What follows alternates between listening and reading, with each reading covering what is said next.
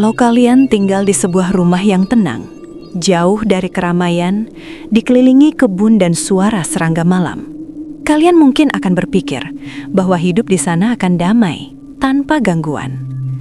Tapi, kadang yang paling menyeramkan justru bukan yang datang dari luar, melainkan yang sudah ada sejak awal.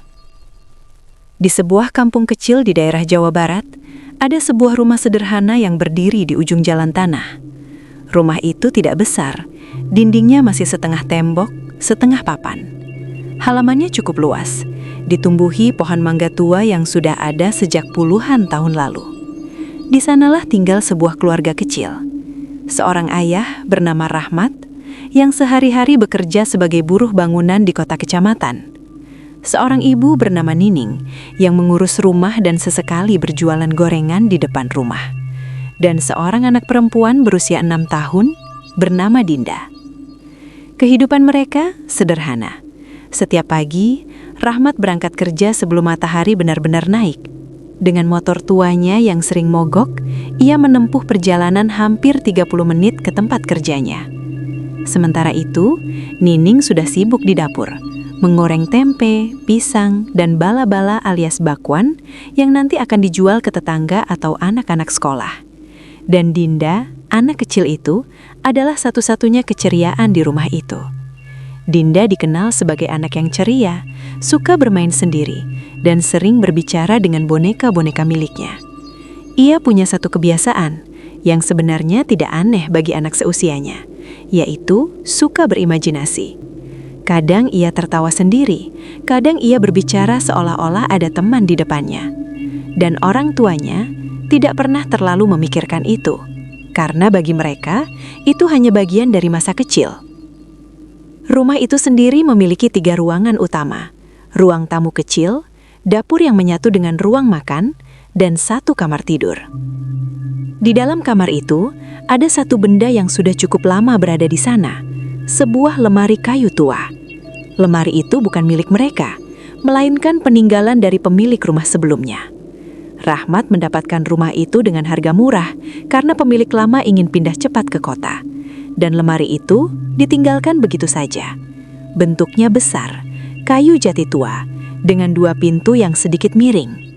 Kalau dibuka, selalu mengeluarkan bunyi kret yang panjang. Dan anehnya, meskipun sudah dibersihkan berkali-kali, lemari itu selalu terasa lembab, dingin, dan entah kenapa, terasa seperti ada yang menunggu di dalamnya. Awalnya tidak ada yang aneh. Hari-hari berjalan seperti biasa. Rahmat bekerja, Nining berjualan, dan Dinda bermain. Sampai suatu sore, ketika hujan turun cukup deras, dan listrik di kampung itu sempat padam selama beberapa jam. Di saat itulah, untuk pertama kalinya, Dinda melihat sesuatu di dalam lemari itu. Hujan sore itu turun cukup deras. Langit yang sejak siang sudah mendung, akhirnya benar-benar menumpahkan airnya. Angin bertiup pelan, membawa bau tanah basah yang khas. Di dalam rumah, suasana jadi lebih gelap dari biasanya. Apalagi listrik di kampung itu tiba-tiba padam. "Dinda, jangan jauh-jauh ya." Suara Nining terdengar dari dapur sambil menyalakan lilin kecil. Dinda hanya mengangguk pelan. Ia duduk di lantai kamar, ditemani beberapa boneka kesayangannya. Sementara di luar, suara hujan semakin deras, mengetuk atap seng, berisik, berulang, seperti irama yang tidak beraturan. Di dalam kamar itu, hanya ada cahaya lilin kecil yang berkedip pelan, membuat bayangan-bayangan di dinding bergerak samar. Dan di sudut kamar, lemari kayu tua itu berdiri diam. Awalnya, tidak ada yang aneh. Dinda masih bermain, berbicara sendiri, tertawa kecil, seperti biasanya. Sampai, tiba-tiba, Dinda berhenti. Matanya perlahan mengarah ke lemari, bukan ke bagian luar, tapi ke sela kecil di antara pintu lemari yang tidak tertutup rapat. Seperti ada sesuatu di dalamnya. Dinda mengerutkan kening. Ia bangkit pelan, melangkah mendekat. Langkahnya kecil, pelan, hampir tanpa suara. Sementara di luar, petir menyambar sesekali, membuat cahaya putih masuk sekejap ke dalam kamar. Dan saat itulah Dinda melihatnya. Di dalam kegelapan lemari itu ada sesuatu, seperti sepasang mata yang sedang melihat balik ke arahnya. Dinda terdiam, tubuhnya tidak bergerak. Nafasnya mulai pelan, matanya membesar. Lalu, perlahan, dari dalam lemari itu muncul wajah seorang anak kecil. Kulitnya pucat, matanya hitam, dalam. Rambutnya basah, menempel di wajahnya. Dan ia tersenyum. Senyum yang tidak wajar. Dinda tidak berteriak. Ia hanya menatap lama, seolah tidak takut. Dan kemudian, anak itu mengangkat tangannya pelan. Dari dalam lemari, seperti mengajak bermain. "Main yuk!" Suara itu pelan, serak, seperti datang dari tempat yang sangat jauh. Di luar kamar, Nining masih sibuk di dapur, tidak menyadari apa yang sedang terjadi. Dan di dalam kamar itu, Dinda perlahan tersenyum. "Iya," jawabnya pelan. Sejak saat itu, tidak ada yang tahu bahwa Dinda tidak lagi bermain sendiri. Sejak sore itu, tidak ada yang langsung terlihat aneh. Semua masih berjalan seperti biasa. Keesokan paginya, matahari bersinar terang. Suara ayam dan aktivitas warga kembali ramai seperti biasa. Rahmat berangkat kerja seperti biasa. Nining kembali berjualan di depan rumah. Dan Dinda tepat bermain di dalam kamar. Tapi, ada satu hal kecil yang mulai berubah. Dinda jadi lebih sering bermain sendirian di depan lemari itu. Awalnya Nining tidak terlalu memperhatikan. Ia mengira anaknya hanya sedang asyik bermain boneka seperti biasa. Namun, setiap kali ia lewat di depan kamar, ia sering mendengar Dinda berbicara. "Jangan gitu, nanti ibu marah. Ih, kamu nakal. Ayo lagi." Nada suaranya bukan seperti anak yang sedang bermain sendiri, tapi seperti sedang benar-benar berbicara dengan seseorang. Suatu siang, Nining akhirnya menghampiri. "Dinda, lagi ngomong sama siapa?" tanya Nining sambil berdiri di pintu kamar. Dinda menoleh pelan, tersenyum lalu menunjuk ke arah lemari. "Sama teman aku, Bu." Nining sempat terdiam, matanya mengikuti arah jari Dinda, ke arah lemari tua itu yang terlihat biasa saja. "Temen? Siapa?" tanya Nining lagi sedikit bingung. Dinda kembali tersenyum polos. "Polos? Yang di dalam lemari?" Jawaban itu membuat Nining merasa sedikit tidak nyaman. "Ih, gak boleh ngaco, Dinda," ucapnya sambil mencoba tertawa kecil. "Di situ gak ada siapa-siapa." Dinda hanya diam, lalu kembali melihat ke arah lemari, seolah tidak peduli dengan apa yang dikatakan ibunya. Dan anehnya, sejak hari itu, Dinda jadi lebih sering berada di kamar. Ia jarang bermain di luar, jarang berinteraksi dengan anak-anak lain. Bahkan kadang ia tertawa sendiri di dalam kamar, dalam keadaan pintu tertutup. Malam hari, hal yang lebih aneh mulai terjadi. Beberapa kali, Rahmat terbangun dari tidurnya karena mendengar suara. Suara pelan seperti anak kecil sedang berbisik. "Ayo lagi, sembunyi ya, jangan bilang ibu." Rahmat membuka mata, menoleh ke arah kamar yang hanya dipisahkan oleh tirai tipis. "Mah, dengernya?" bisiknya ke Nining. Nining yang setengah tidur hanya menggeleng. "Apaan sih?" jawabnya lemah. Rahmat mencoba bangkit, mendekat pelan ke arah kamar. Suara itu semakin jelas, dan saat ia membuka tirai, suara itu langsung berhenti.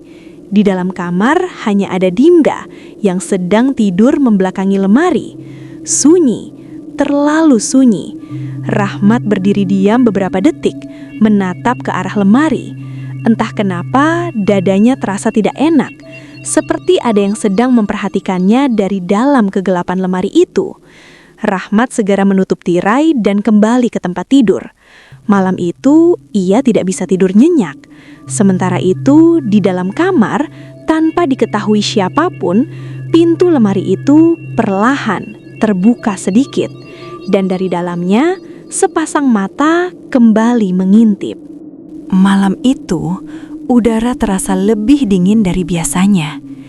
Angin berhembus pelan dari celah-celah dinding, membuat tirai tipis di dalam rumah bergerak perlahan.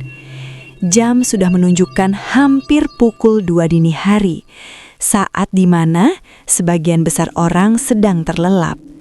Namun, tidak dengan Nining. Ia terbangun tiba-tiba tanpa sebab yang jelas. Dadanya terasa sesak, bukan karena mimpi buruk, tapi seperti ada sesuatu yang membuatnya tidak nyaman. Nining membuka mata pelan. Ruangan gelap, hanya diterangi sedikit cahaya dari luar rumah. Dan saat itulah ia mendengar suara tawa kecil, pelan, tipis, seperti suara anak kecil. Nining langsung menahan napas. Matanya terbuka lebar. Suara itu bukan dari luar, tapi dari dalam kamar Dinda. Hihihi. Bulu kuduknya langsung berdiri. Nining menoleh ke arah tirai kamar yang sedikit terbuka. Suara itu masih terdengar, pelan tapi jelas. Dengan perasaan ragu, ia bangkit perlahan. "Dinda?" panggilnya pelan. Tidak ada jawaban. Suara tawa itu masih ada. Nining melangkah pelan menuju kamar. Tangannya gemetar saat menyibakkan tirai. Dan saat tirai itu terbuka, Nining membeku.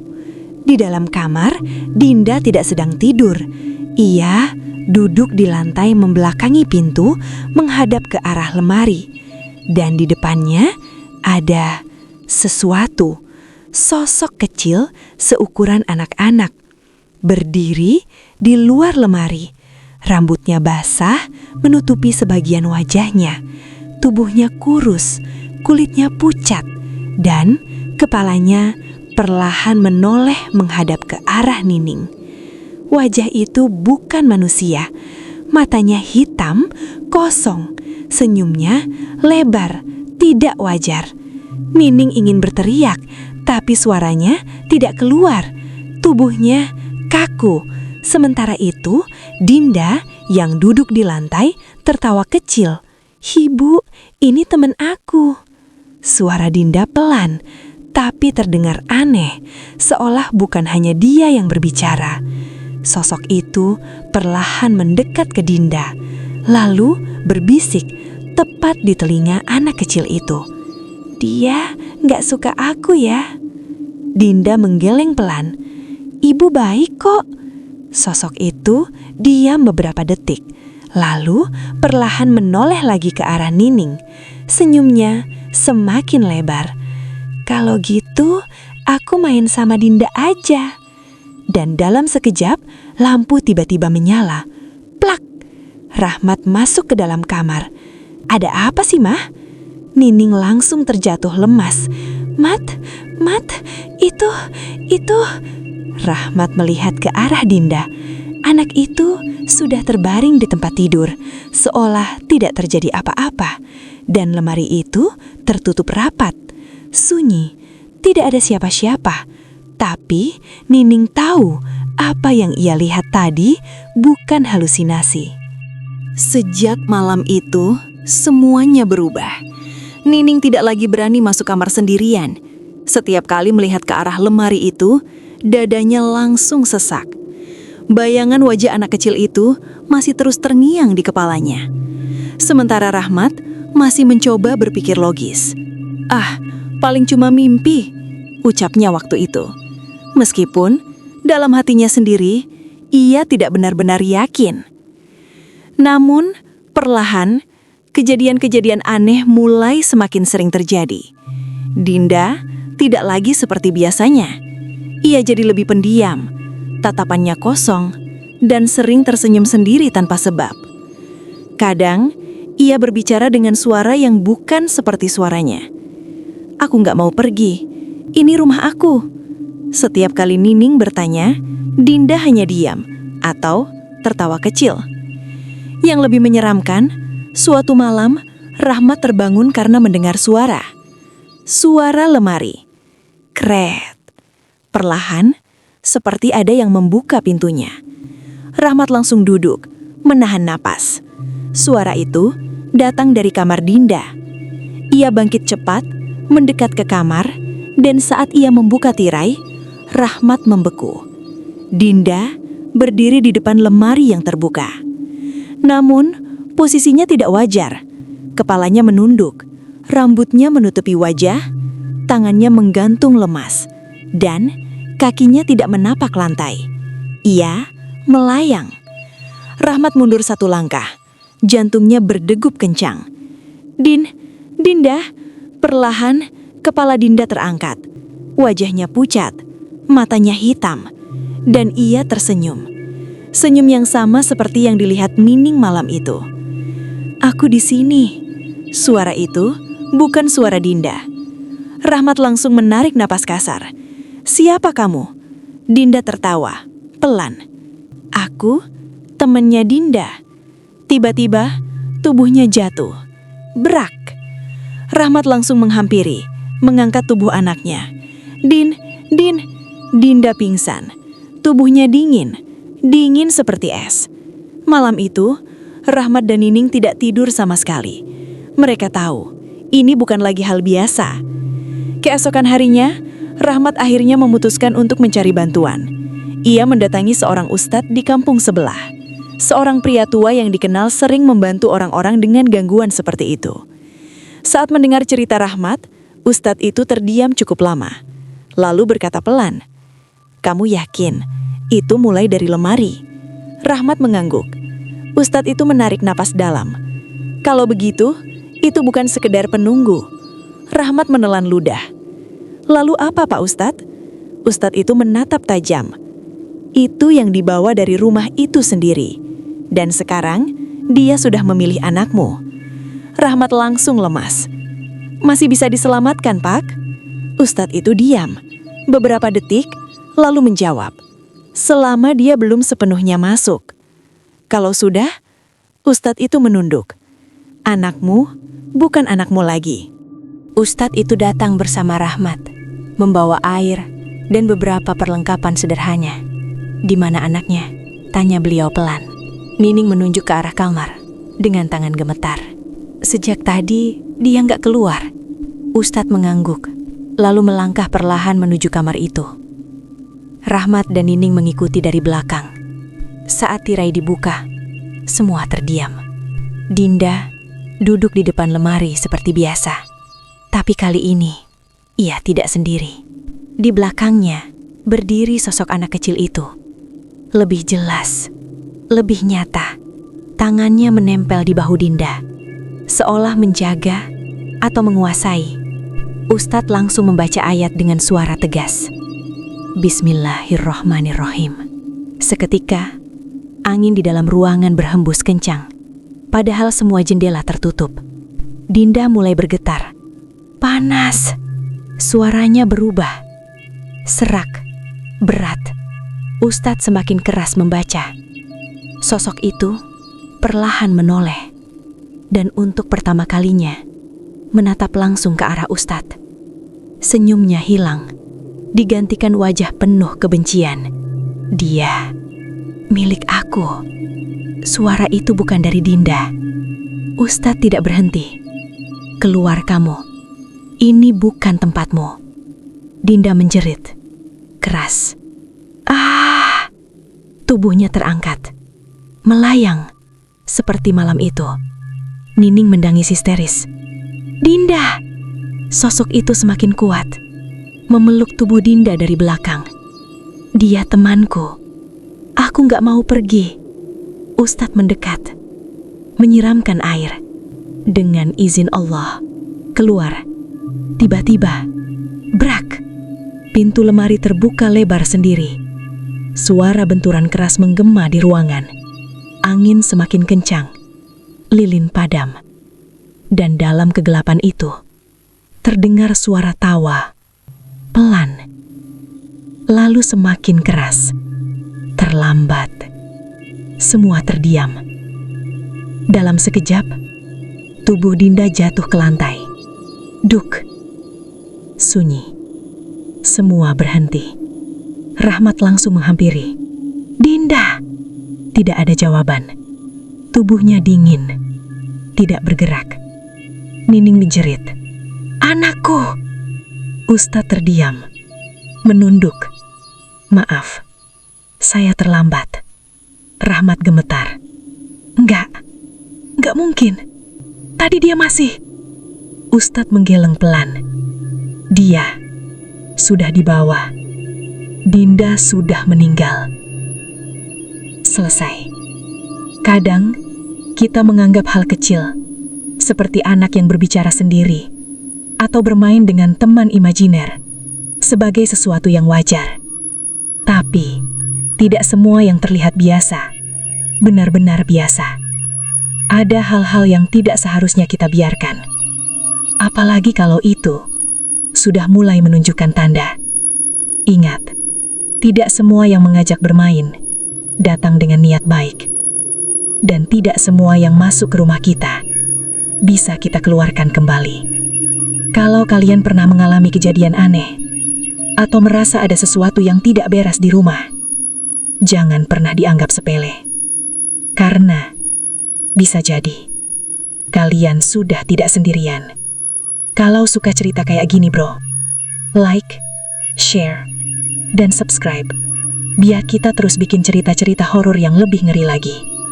Sampai ketemu di cerita berikutnya. Dan ingat, jangan pernah buka apa yang seharusnya tetap tertutup.